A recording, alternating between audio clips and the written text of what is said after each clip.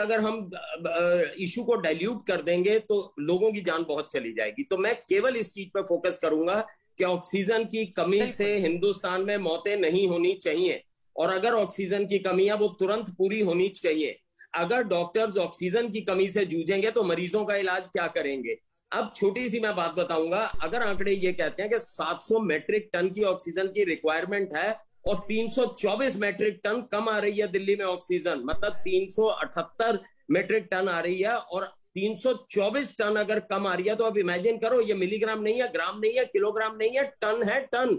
324 ton अगर कम oxygen आ रही है तो कितने लोगों की मौत हो रही होगी, या कितने लोगों की ऑक्सीजन की डेफिशिएंसी की वजह से उनके ऑर्गन डैमेज हो रहे होंगे। यहां पर एज ए क्लिनिशियन मैं बता दूं, जब भी हम आईसीयू में पेशेंट को रखते हैं, अगर ऑक्सीजन कम चली जाती है तो ब्रेन, किडनी, हार्ट और लिवर के ऊपर भी डैमेज होनी शुरू हो जाती है। मैं केवल मृत्यु को नहीं देख रहा, मैं ये भी देख रहा हूं हमें लोगों के ऑर्गन्स को भी प्रिवेंट करता है, क्योंकि जब भी पेशेंट शॉक में होता है तो हमारे को मैक्सिमम ऑक्सीजन देनी होती है ताकि इन ऑर्गन्स में डैमेज ना हो।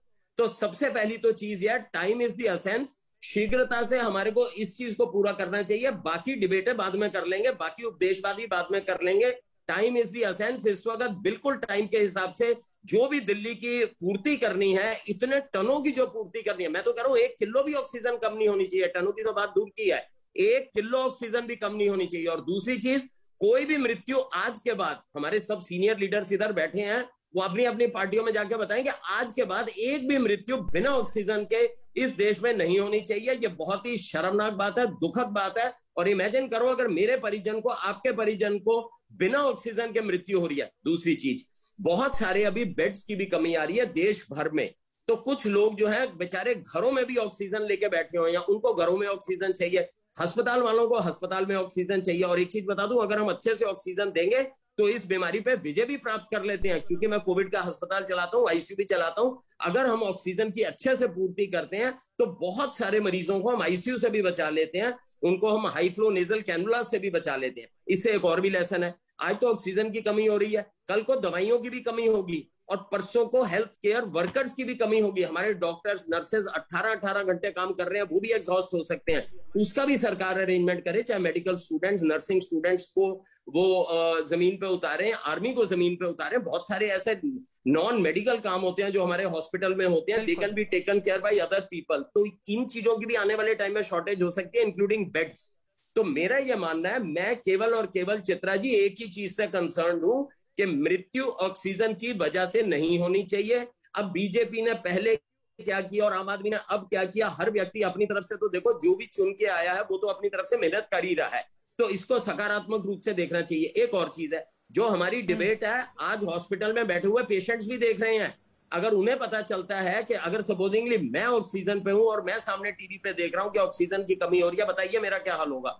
मैं डॉक्टर हूं, मैं नर्स हूं, और मैं अगर देख रहा हूं कि ऑक्सीजन की कमी होगी तो मैं पैनिक में, मेरे तो हाथ पैर फूले रहेंगे। अगर मैं अस्पताल का मालिक हूं और मेरे को ये टेंशन हो जाए कि 6 घंटे में ऑक्सीजन आएगी, 8 में आएगी या इसमें आएगी, तो इसमें समस्या है। तो मैं सोचता हूं पावे स्टेट है, चाहे सेंटर है, चाहे अपोजिशन है, चाहे रूलिंग पार्टी है, ऑक्सीजन ऑक्सीजन है।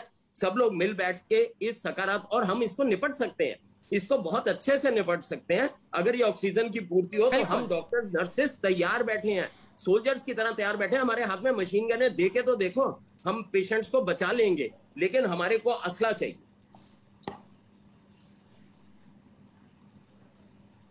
बताइए गौरव भाटिया, क्या इस बारे में आप आश्वस्त कर सकते हैं कि ऑक्सीजन की कमी से हिंदुस्तान में मौतें नहीं होंगी? देखिए चित्रा जी, डॉक्टर रवि मलिक जी ने जो बात कही, सबसे पहले तो देश भर के जितने डॉक्टर्स हैं, जितनी नर्सेज हैं, और जो लोग अपनी जान पे खेल के हमारे नागरिकों की जान बचा रहे हैं, उनको मैं सल्यूट करता हूं।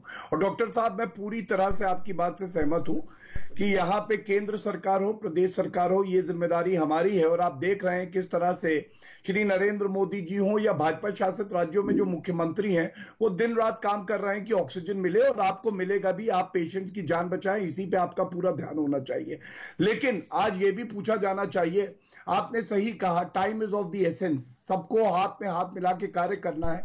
आज कांग्रेस पार्टी प्रेस कॉन्फ्रेंस कर रही थी, किस मुद्दे पे? उस मुद्दे पे जो 3 कानून है किसानों के और जिस पे रोक लगी हुई है। और मैं सुन रहा था कांग्रेस की प्रवक्ता को, 3-4 मिनट बोली क्या एक सकारात्मक बात 5 राज्य कांग्रेस की सरकारें हैं उन्होंने करी? ये तब जब महाराष्ट्र में 832 दुखद मौतें हुई हैं हमारे नागरिकों की, केवल और केवल कमियां बताना। और अब मैं आम आदमी पार्टी से भी कुछ पूछना चाहता हूं, दिल्ली हाईकोर्ट ने क्या कहा? चित्रा जी, आपको ये पता होना चाहिए।